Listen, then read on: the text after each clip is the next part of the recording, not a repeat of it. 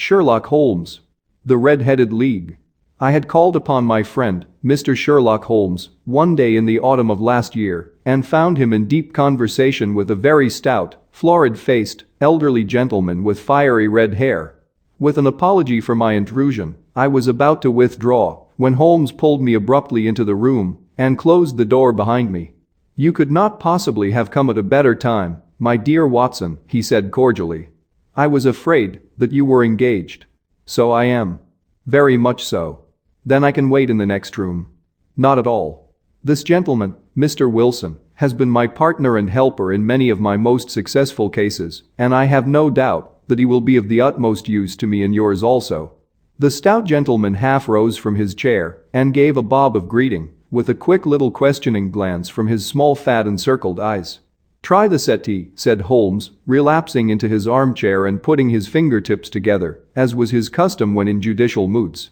"I know, my dear Watson, that you share my love of all that is bizarre and outside the conventions and humdrum routine of everyday life.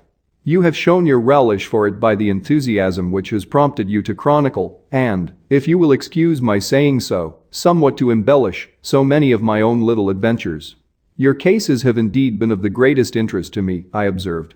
"You will remember that I remarked the other day, just before we went into the very simple problem presented by Miss Mary Sutherland, that for strange effects and extraordinary combinations we must go to life itself, which is always far more daring than any effort of the imagination.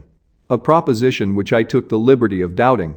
You did, Doctor, but nonetheless you must come round to my view, for otherwise I shall keep on piling fact upon fact on you until your reason breaks down under them and acknowledges me to be right. Now, Mr. Jabez Wilson here has been good enough to call upon me this morning and to begin a narrative which promises to be one of the most singular which I have listened to for some time.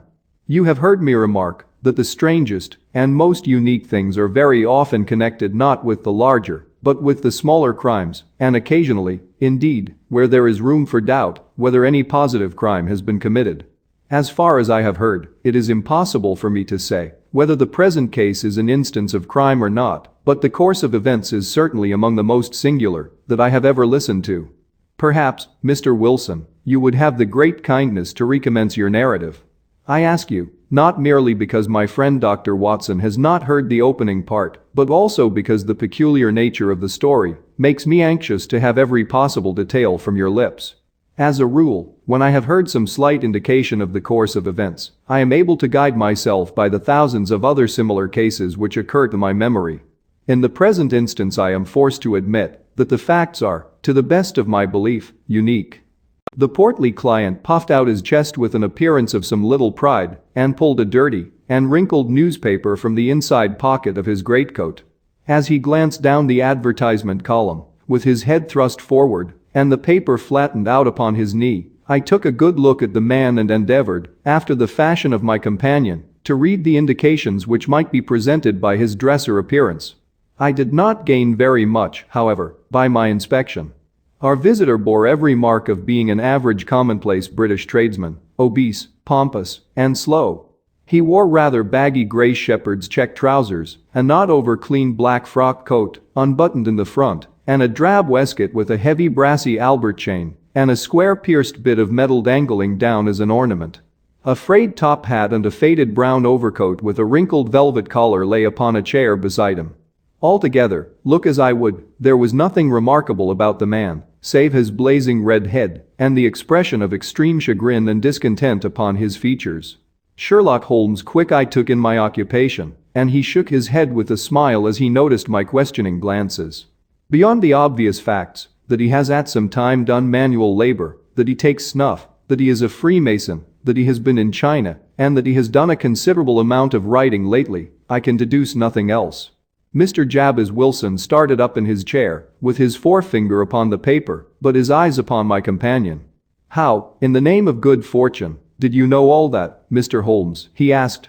"How did you know, for example, that I did manual labor?" "It's as true as gospel, for I began as a ship's carpenter." "Your hands, my dear sir. Your right hand is quite a size larger than your left. You have worked with it, and the muscles are more developed. Well, the snuff, then, and the Freemasonry?" I won't insult your intelligence by telling you how I read that, especially as, rather against the strict rules of your order, you use an arc and compass breastpin. Ah, of course, I forgot that. But the writing? What else can be indicated by that right cuff so very shiny for 5 inches, and the left one with the smooth patch near the elbow, where you rested upon the desk? Well, but China? The fish that you have tattooed immediately above your right wrist could only have been done in China. I have made a small study of tattoo marks and have even contributed to the literature of the subject. That trick of staining the fish's scales of a delicate pink is quite peculiar to China. When, in addition, I see a Chinese coin hanging from your watch chain, the matter becomes even more simple. Mr. Jabez Wilson laughed heavily. Well, I never, said he. I thought at first that you had done something clever, but I see that there was nothing in it after all. I begin to think, Watson, said Holmes, that I make a mistake in explaining. Omnignatum pro magnifico, you know, and my poor little reputation, such as it is, will suffer shipwreck if I am so candid. Can you not find the advertisement, Mr. Wilson? Yes, I have got it now, he answered with his thick red finger planted halfway down the column. Here it is. This is what began it all. You just read it for yourself, sir.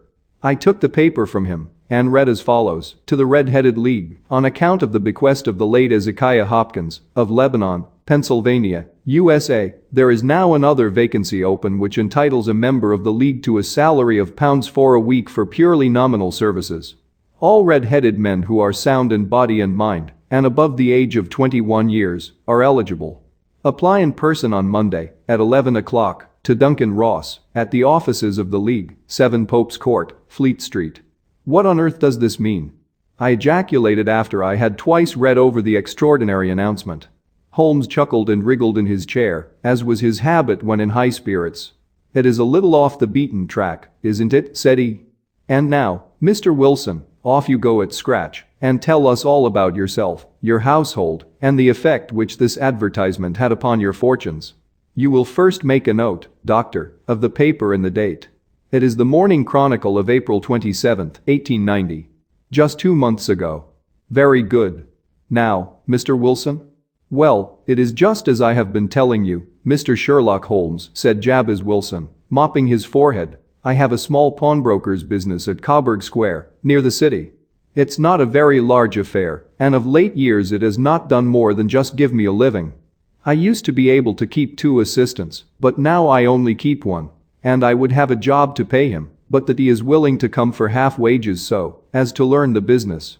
What is the name of this obliging youth? Asked Sherlock Holmes. His name is Vincent Spaulding, and he's not such a youth either. It's hard to say his age. I should not wish a smarter assistant, Mr. Holmes, and I know very well that he could better himself and earn twice what I am able to give him. But, after all, if he is satisfied, why should I put ideas in his head? Why, indeed? You seem most fortunate in having an employee who comes under the full market price. It is not a common experience among employers in this age. I don't know that your assistant is not as remarkable as your advertisement. Oh, he has his faults too, said Mr. Wilson. Never was such a fellow for photography. Snapping away with a camera when he ought to be improving his mind, and then diving down into the cellar like a rabbit into its hole to develop his pictures. That is his main fault, but on the whole he's a good worker. There's no vice in him. He is still with you, I presume? Yes, sir. He and a girl of 14, who does a bit of simple cooking and keeps the place clean. That's all I have in the house, for I am a widower and never had any family. We live very quietly, sir, the 3 of us, and we keep a roof over our heads and pay our debts, if we do nothing more. The first thing that put us out was that advertisement. Spaulding, he came down into the office just this day 8 weeks, with this very paper in his hand, and he says, I wish to the Lord, Mr. Wilson, that I was a red-headed man. Why that? I asks. Why, says he, here's another vacancy on the League of the Red-Headed Men. It's worth quite a little fortune to any man who gets it, and I understand that there are more vacancies than there are men, so that the trustees are at their wits' end what to do with the money. If my hair would only change color, here's a nice little crib all ready for me to step into. Why, what is it, then? I asked. You see, Mr. Holmes, I am a very stay-at-home man, and as my business came to me instead of my having to go to it, I was often weeks on end without putting my foot over the doormat. In that way I didn't know much of what was going on outside, and I was always glad of a bit of news. "Have you never heard of the League of the Red-Headed Men?" he asked with his eyes open. "Never." "Why, I wonder at that, for you are eligible yourself for one of the vacancies." "And what are they worth?" I asked. "Oh, merely a couple of hundred a year, but the work is slight, and it need not interfere very much with one's other occupations." Well, you can easily think that made me prick up my ears, for the business has not been over good for some years, and an extra couple of hundred would have been very handy. "Tell me all about it," said I. "Well," said he, showing me the advertisement, "you can see for yourself that the League has a vacancy, and there is the address where you should apply for particulars." As far as I can make out, the League was founded by an American millionaire, Ezekiah Hopkins, who was very peculiar in his ways.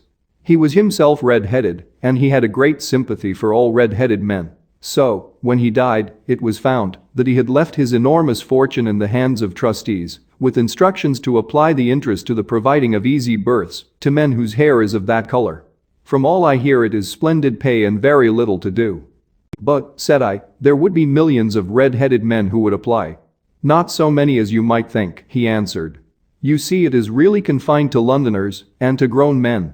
This American had started from London when he was young, and he wanted to do the old town a good turn.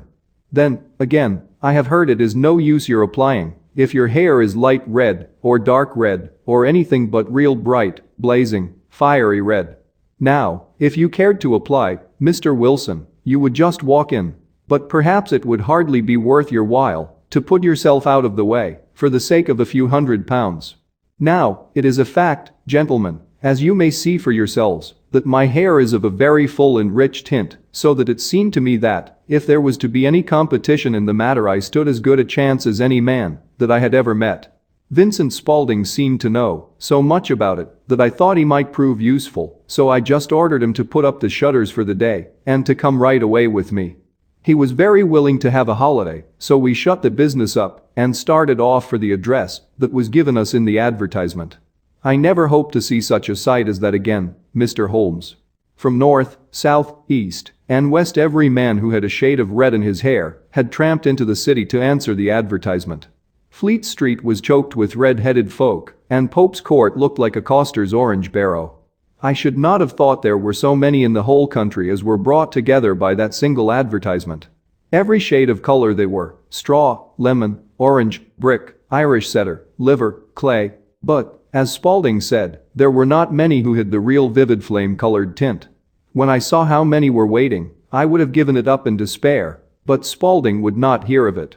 How he did it, I could not imagine, but he pushed and pulled and butted until he got me through the crowd and right up to the steps which led to the office. There was a double stream upon the stair, some going up in hope and some coming back dejected, but we wedged in as well as we could and soon found ourselves in the office. "Your experience has been a most entertaining one," remarked Holmes as his client paused and refreshed his memory with a huge pinch of snuff. "Pray continue your very interesting statement." There was nothing in the office but a couple of wooden chairs and a deal table, behind which sat a small man with a head that was even redder than mine. He said a few words to each candidate as he came up, and then he always managed to find some fault in them which would disqualify them. Getting a vacancy did not seem to be such a very easy matter, after all. However, when our turn came, the little man was much more favorable to me than to any of the others, and he closed the door as we entered so that he might have a private word with us. "This is Mr. Jabez Wilson," said my assistant, "and he is willing to fill a vacancy in the League." "And he is admirably suited for it," the other answered. "He has every requirement.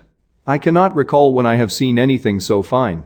He took a step backward, cocked his head on one side, and gazed at my hair until I felt quite bashful. Then suddenly he plunged forward, wrung my hand, and congratulated me warmly on my success. "It would be injustice to hesitate," said he. "You will, however, I am sure, excuse me for taking an obvious precaution." With that he seized my hair in both his hands and tugged until I yelled with the pain.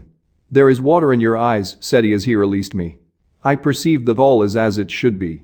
But we have to be careful, for we have twice been deceived by wigs and once by paint.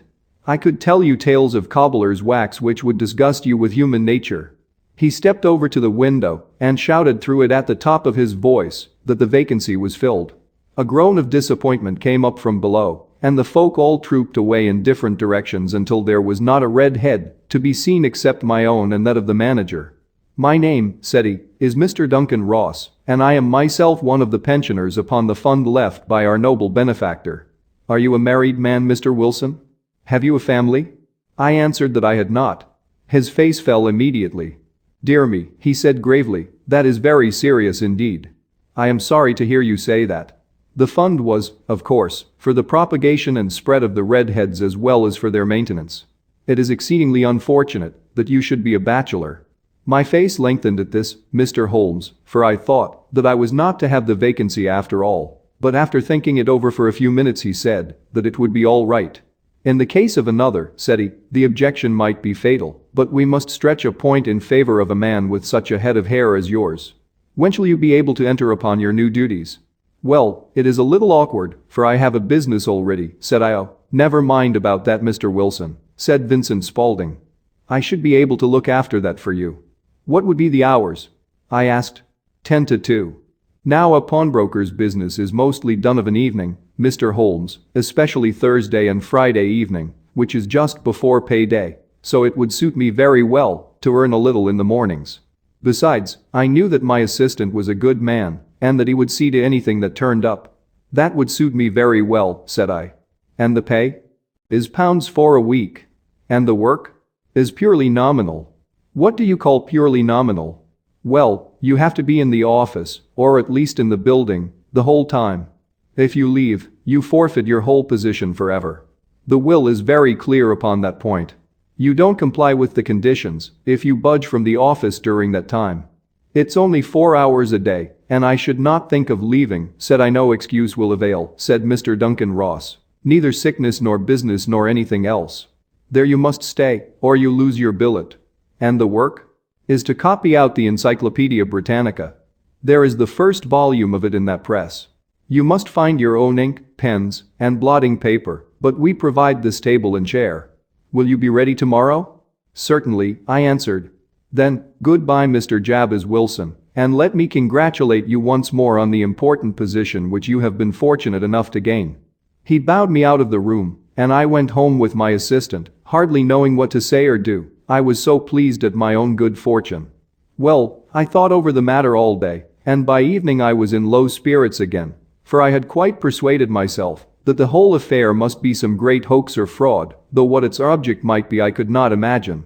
It seemed altogether past belief that anyone could make such a will, or that they would pay such a sum for doing anything so simple as copying out the Encyclopedia Britannica. Vincent Spaulding did what he could to cheer me up, but by bedtime I had reasoned myself out of the whole thing.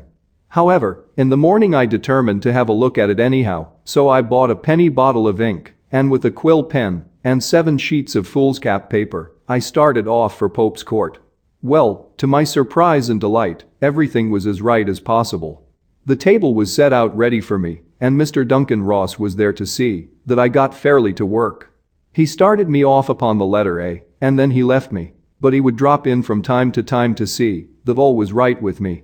At 2 o'clock he bade me good day, complimented me upon the amount that I had written, and locked the door of the office after me.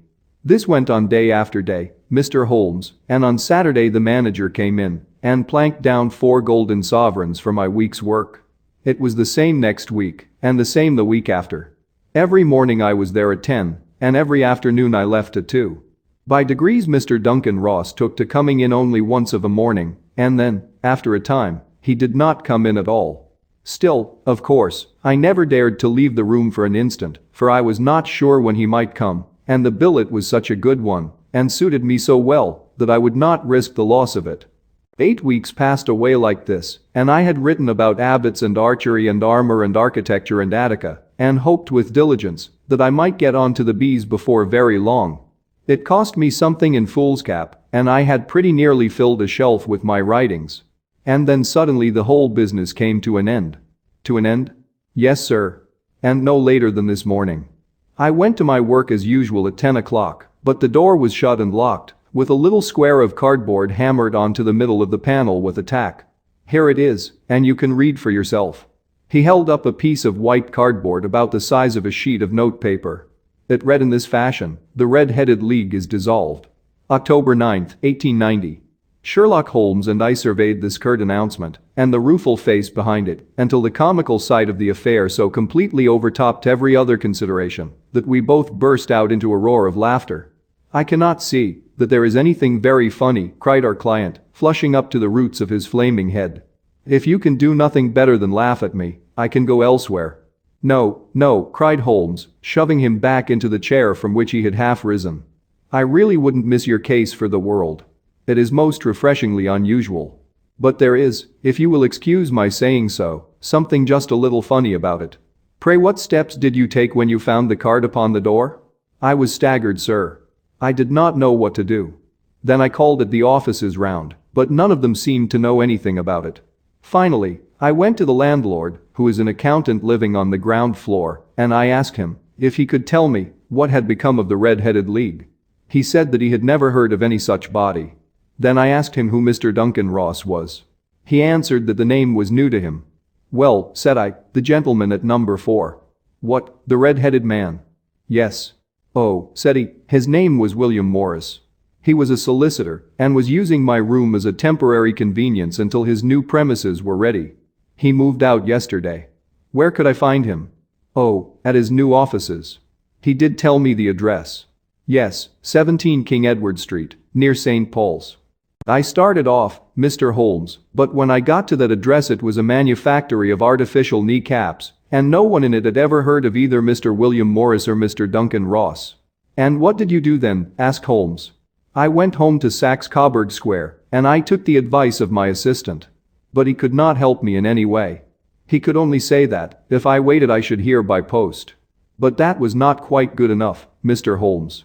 I did not wish to lose such a place without a struggle, so, as I had heard that you were good enough to give advice to poor folk who were in need of it, I came right away to you.' "'And you did very wisely,' said Holmes. "'Your case is an exceedingly remarkable one, and I shall be happy to look into it. From what you have told me I think that it is possible that graver issues hang from it than might at first sight appear.' "'Grave enough,' said Mr. Jabez Wilson. "'Why, I have lost £4 a week.' "'As far as you are personally concerned,' remarked Holmes, "I do not see that you have any grievance against this extraordinary league. On the contrary, you are, as I understand, richer by some £30, to say nothing of the minute knowledge which you have gained on every subject which comes under the letter A. You have lost nothing by them.' "'No, sir. But I want to find out about them, and who they are, and what their object was in playing this prank, if it was a prank, upon me. It was a pretty expensive joke for them, for it cost them £32. We shall endeavor to clear up these points for you. And, first, 1 or 2 questions, Mr. Wilson. This assistant of yours who first called your attention to the advertisement, how long had he been with you?' "'About a month then.' "'How did he come?' "'In answer to an advertisement.' "'Was he the only applicant?' "'No, I had a dozen.' "'Why did you pick him?' "'Because he was handy and would come cheap. At half wages, in fact.' "'Yes. What is he like, this Vincent Spaulding?' "'Small, stout-built, very quick in his ways, no hair on his face, though he's not short of 30. Has a white splash of acid upon his forehead.' Holmes sat up in his chair in considerable excitement. "'I thought as much,' said he. "'Have you ever observed that his ears are pierced for earrings?' "'Yes, sir. He told me that a gypsy had done it for him when he was a lad.' "'Hum,' said Holmes, sinking back in deep thought. 'He is still with you?' "'Oh, yes, sir. I have only just left him.' "'And has your business been attended to in your absence?' "'Nothing to complain of, sir. There's never very much to do of a morning.' "'That will do, Mr. Wilson. I shall be happy to give you an opinion upon the subject in the course of a day or two. Today is Saturday, and I hope that by Monday we may come to a conclusion.' "'Well, Watson,' said Holmes when our visitor had left us, "what do you make of it all?' "'I make nothing of it,' I answered frankly. "'It is a most mysterious business.' "'As a rule,' said Holmes, "the more bizarre a thing is the less mysterious it proves to be. It is your commonplace, featureless crimes which are really puzzling, just as a commonplace face is the most difficult to identify. But I must be prompt over this matter.'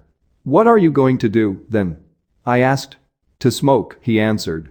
"'It is quite a 3-pipe problem, and I beg that you won't speak to me for 50 minutes. He curled himself up in his chair, with his thin knees drawn up to his hawk-like nose, and there he sat with his eyes closed and his black clay pipe thrusting out like the bill of some strange bird. I had come to the conclusion that he had dropped asleep, and indeed was nodding myself, when he suddenly sprang out of his chair with the gesture of a man who has made up his mind and put his pipe down upon the mantelpiece. "Sarasate plays at the St. James Hall this afternoon," he remarked. "What do you think, Watson? Could your patients spare you for a few hours? I have nothing to do today. My practice is never very absorbing." "Then put on your hat and come. I am going through the city first, and we can have some lunch on the way. I observe that there is a good deal of German music on the program, which is rather more to my taste than Italian or French. It is introspective, and I want to introspect. Come along." We traveled by the underground as far as Aldersgate, and a short walk took us to Coburg Square, the scene of the singular story which we had listened to in the morning. It was a poky, little, shabby genteel place, where 4 lines of dingy 2-storied brick houses looked out into a small railed-in enclosure, where a lawn of weedy grass and a few clumps of faded laurel bushes made a hard fight against a smoke-laden and uncongenial atmosphere. 3 gilt balls and a brown board with Jabez Wilson in white letters upon a corner house announced the place where our red-headed client carried on his business. Sherlock Holmes stopped in front of it with his head on one side and looked it all over, with his eyes shining brightly between puckered lids. Then he walked slowly up the street and then down again to the corner, still looking keenly at the houses. Finally he returned to the pawnbroker's and, having thumped vigorously upon the pavement with his stick 2 or 3 times, he went up to the door and knocked. It was instantly opened by a bright-looking, clean-shaven young fellow who asked him to step in. "Thank you," said Holmes, "I only wished to ask you how you would go from here to the Strand." "3rd right, 4th left," answered the assistant promptly, closing the door. "Smart fellow, that," observed Holmes as we walked away. "He is, in my judgment, the 4th smartest man in London, and for daring I am not sure that he has not a claim to be 3rd. I have known something of him before." "Evidently," said I, "Mr. Wilson's assistant counts for a good deal in this mystery of the Red-Headed League. I am sure that you inquired your way merely in order that you might see him." "Not him." "What then?" "The knees of his trousers." "And what did you see?" "What I expected to see." "Why did you beat the pavement?" "My dear doctor, this is a time for observation, not for talk. We are spies in an enemy's country. We know something of Coburg Square. Let us now explore the parts which lie behind it." The road in which we found ourselves as we turned round the corner from the retired Coburg Square presented as great a contrast to it as the front of a picture does to the back. It was one of the main arteries which conveyed the traffic of the city to the north and west. The roadway was blocked with the immense stream of commerce flowing in a double tide inward and outward, while the footpaths were black with the hurrying swarm of pedestrians. It was difficult to realize as we looked at the line of fine shops and stately business premises that they really abutted on the other side upon the faded and stagnant square which we had just quitted. "Let me see," said Holmes, standing at the corner and glancing along the line. "I should like just to remember the order of the houses here. It is a hobby of mine to have an exact knowledge of London. There is Mortimer's, the tobacconist, the little newspaper shop, the Coburg branch of the City and Suburban Bank, the vegetarian restaurant, and McFarlane's carriage building depot. That carries us right on to the other block. And now, doctor, we've done our work, so it's time we had some play. A sandwich and a cup of coffee, and then off to violin land, where all is sweetness and delicacy and harmony, and there are no red-headed clients to vex us with their conundrums." My friend was an enthusiastic musician, being himself not only a very capable performer, but a compasser of no ordinary merit. All the afternoon he sat in the stalls wrapped in the most perfect happiness, gently waving his long, thin fingers in time to the music, while his gently smiling face and his languid, dreamy eyes were as unlike those of Holmes the sleuth hound, Holmes the relentless, keen-witted, ready-handed criminal agent, as it was possible to conceive. In his singular character the dual nature alternately asserted itself, and his extreme exactness and astuteness represented, as I have often thought, the reaction against the poetic and contemplative mood which occasionally predominated in him. The swing of his nature took him from extreme languor to devouring energy, and, as I knew well, he was never so truly formidable as when, for days on end, he had been lounging in his armchair amid his improvisations and his black letter editions. Then it was that the lust of the chase would suddenly come upon him, and that his brilliant reasoning power would rise to the level of intuition, until those who were unacquainted with his methods would look askance at him, as on a man whose knowledge was not that of other mortals. When I saw him that afternoon so enwrapped in the music at St. James' Hall, I felt that an evil time might be coming upon those whom he had set himself to hunt down. "You want to go home, no doubt, doctor," he remarked as we emerged. "Yes, it would be as well. And I have some business to do which will take some hours. This business at Coburg Square is serious." "Why serious?" "A considerable crime is in contemplation. I have every reason to believe that we shall be in time to stop it. But today being Saturday rather complicates matters. I shall want your help tonight." "At what time?" "10 will be early enough. I shall be at Baker Street at 10. "Very well. And, I say, doctor, there may be some little danger, so kindly put your army revolver in your pocket." He waved his hand, turned on his heel, and disappeared in an instant among the crowd. I trust that I am not more dense than my neighbors, but I was always oppressed with a sense of my own stupidity in my dealings with Sherlock Holmes. Here I had heard what he had heard, I had seen what he had seen, and yet from his words it was evident that he saw clearly not only what had happened, but what was about to happen, while to me the whole business was still confused and grotesque. As I drove home to my house in Kensington, I thought over it all, from the extraordinary story of the red-headed copier of the encyclopedia down to the visit to Coburg Square and the ominous words with which he had parted from me. What was this nocturnal expedition, and why should I go armed? Where were we going, and what were we to do? I had the hint from Holmes that this smooth-faced pawnbroker's assistant was a formidable man, a man who might play a deep game. I tried to puzzle it out, but gave it up in despair and set the matter aside until night should bring an explanation. It was 9:15 when I started from home and made my way across the park and so through Oxford Street to Baker Street. 2 hansoms were standing at the door, and as I entered the passage I heard the sound of voices from above. On entering his room, I found Holmes in animated conversation with 2 men, one of whom I recognized as Peter Jones, the official police agent, while the other was a long, thin, sad-faced man with a very shiny hat and oppressively respectable frock coat. "Ha! Our party is complete," said Holmes, buttoning up his pea jacket and taking his heavy hunting crop from the rack. "Watson, I think you know Mr. Jones, of Scotland Yard? Let me introduce you to Mr. Merriweather, who is to be our companion in tonight's adventure. We're hunting in couples again, Doctor, you see," said Jones in his consequential way. "Our friend here is a wonderful man for starting a chase. All he wants is an old dog to help him to do the running down." "I hope a wild goose may not prove to be the end of our chase," observed Mr. Merriweather gloomily. "You may place considerable confidence in Mr. Holmes, sir," said the police agent loftily. "He has his own little methods, which are, if he won't mind my saying so, just a little too theoretical and fantastic, but he has the makings of a detective in him. It is not too much to say that once or twice, as in that business of the Sholto murder and the Agra treasure, he has been more nearly correct than the official force." "Oh, if you say so, Mr. Jones, it is all right," said the stranger with deference. "Still, I confess that I miss my rubber. It is the first Saturday night for 27 years that I have not had my rubber." "I think you will find," said Sherlock Holmes, "that you will play for a higher stake tonight than you have ever done yet, and that the play will be more exciting. For you, Mr. Merriweather, the stake will be some £30,000, and for you, Jones, it will be the man upon whom you wish to lay your hands. John Clay, the murderer, thief, smasher, and forger. He's a young man, Mr. Merriweather, but he is at the head of his profession, and I would rather have my bracelets on him than on any criminal in London. He's a remarkable man, is young John Clay. His grandfather was a royal duke, and he himself has been to Eton and Oxford. His brain is as cunning as his fingers, and though we meet signs of him at every turn, we never know where to find the man himself. He'll crack a crib in Scotland one week and be raising money to build an orphanage in Cornwall the next. I've been on his track for years and have never set eyes on him yet.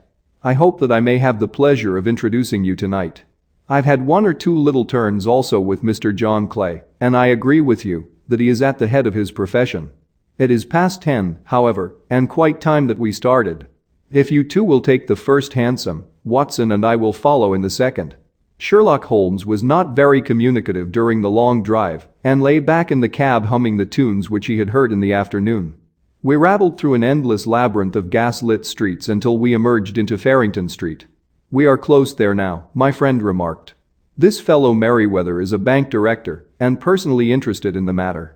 I thought it as well to have Jones with us also. He is not a bad fellow, though an absolute imbecile in his profession. He has one positive virtue. He is as brave as a bulldog and as tenacious as a lobster if he gets his claws upon anyone. Here we are, and they are waiting for us." We had reached the same crowded thoroughfare in which we had found ourselves in the morning. Our cabs were dismissed and, following the guidance of Mr. Merriweather, we passed down a narrow passage and through a side door, which he opened for us. Within there was a small corridor, which ended in a very massive iron gate. This also was opened and led down a flight of winding stone steps, which terminated at another formidable gate. Mr. Merriweather stopped to light a lantern and then conducted us down a dark, earth-smelling passage and so, after opening a third door, into a huge vault or cellar, which was piled all round with crates and massive boxes. "You are not very vulnerable from above," Holmes remarked as he held up the lantern and gazed about him. "Nor from below," said Mr. Merriweather, striking his stick upon the flags which lined the floor. "Why, dear me, it sounds quite hollow," he remarked, looking up in surprise. "I must really ask you to be a little more quiet," said Holmes severely. "You have already imperiled the whole success of our expedition. Might I beg that you would have the goodness to sit down upon one of those boxes and not to interfere?"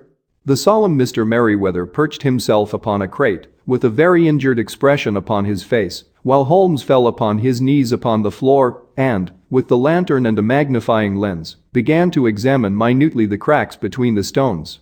A few seconds sufficed to satisfy him, for he sprang to his feet again and put his glass in his pocket.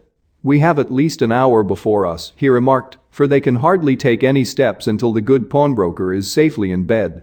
Then they will not lose a minute, for the sooner they do their work the longer time they will have for their escape.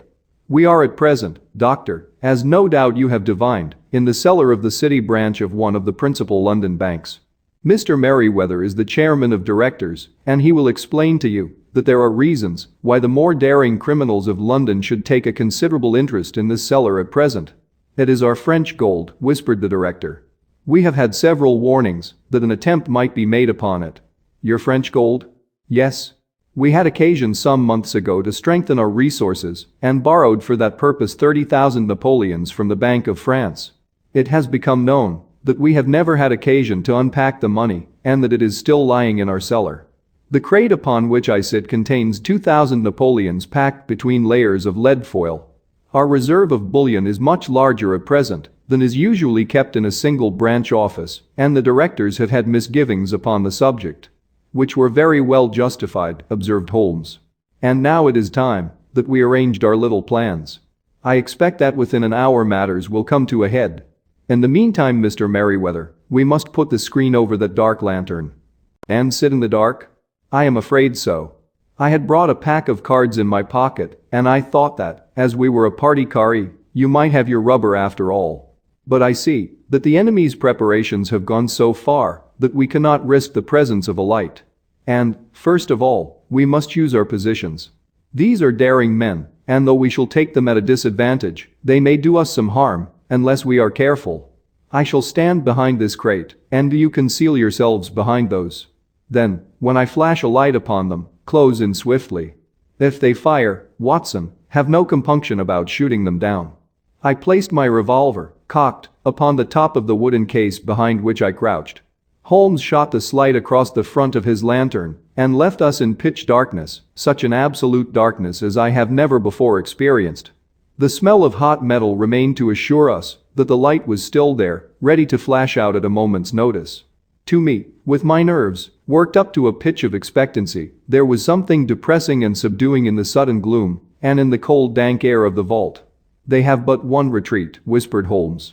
"That is back through the house into Coburg Square. I hope that you have done what I asked you, Jones. I have an inspector and 2 officers waiting at the front door. Then we have stopped all the holes. And now we must be silent and wait." What a time it seemed.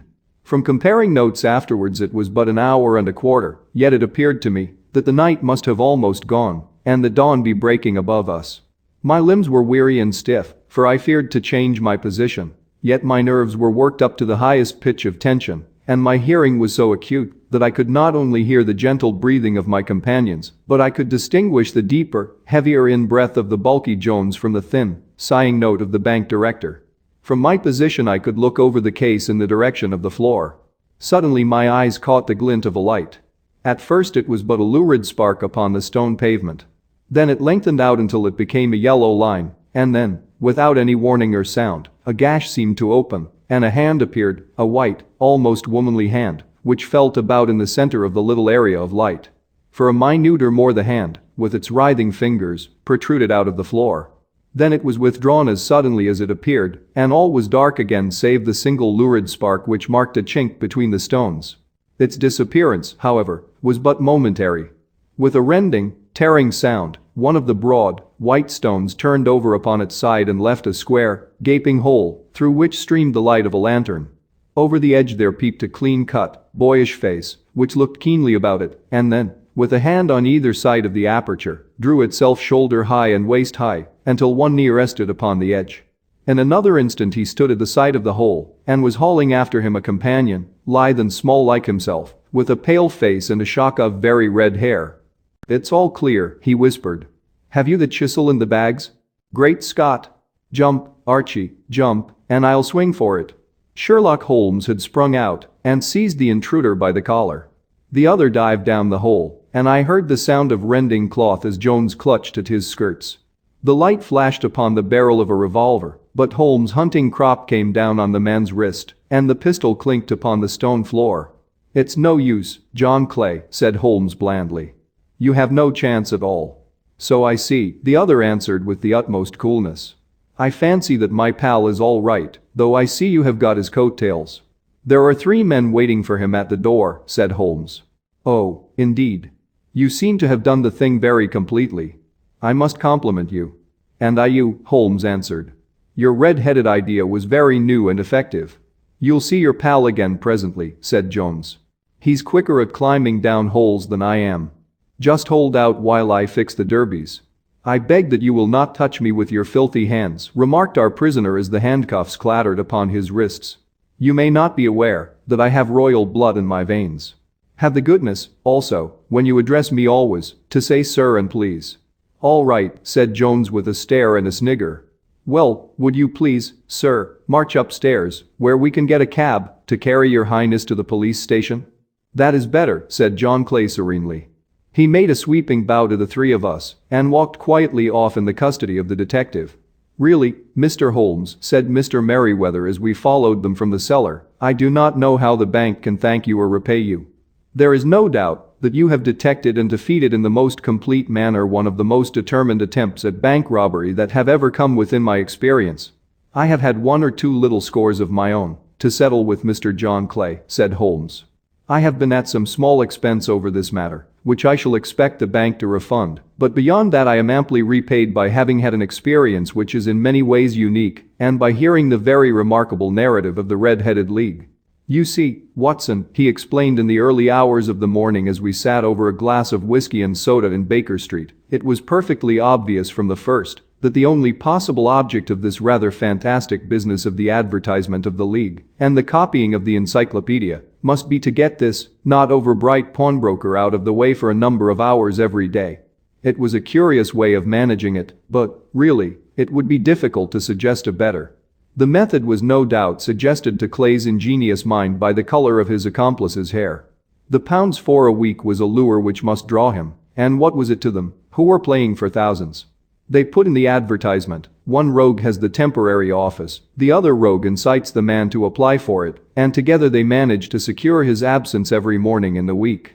From the time that I heard of the assistant having come for half wages, it was obvious to me that he had some strong motive for securing the situation. But how could you guess what the motive was? Had there been women in the house, I should have suspected a mere vulgar intrigue.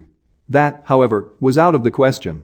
The man's business was a small one, and there was nothing in his house which could account for such elaborate preparations and such an expenditure as they were at. It must, then, be something out of the house. What could it be?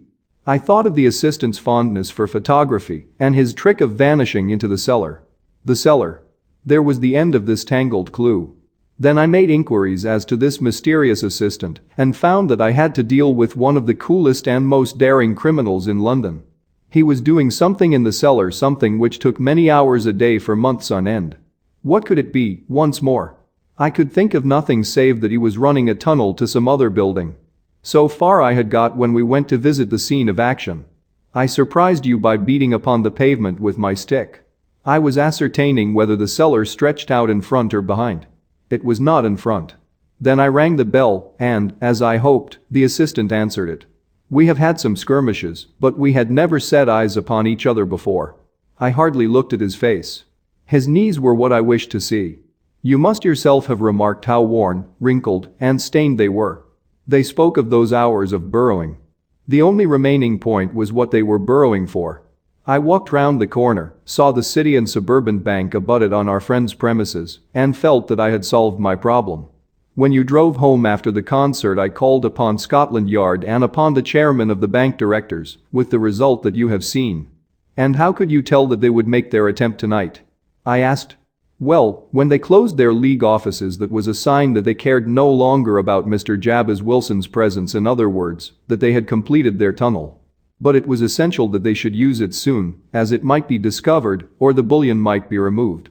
Saturday would suit them better than any other day, as it would give them 2 days for their escape. For all these reasons I expected them to come tonight.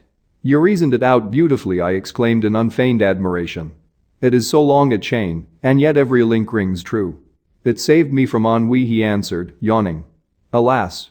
I already feel it closing in upon me. My life is spent in one long effort to escape from the commonplaces of existence. These little problems help me to do so. And you are a benefactor of the race, said I. He shrugged his shoulders. Well, perhaps, after all, it is of some little use, he remarked. L'homme sait rien, l'ouvre c'est tout, as Gustave Flaubert wrote to George Sand.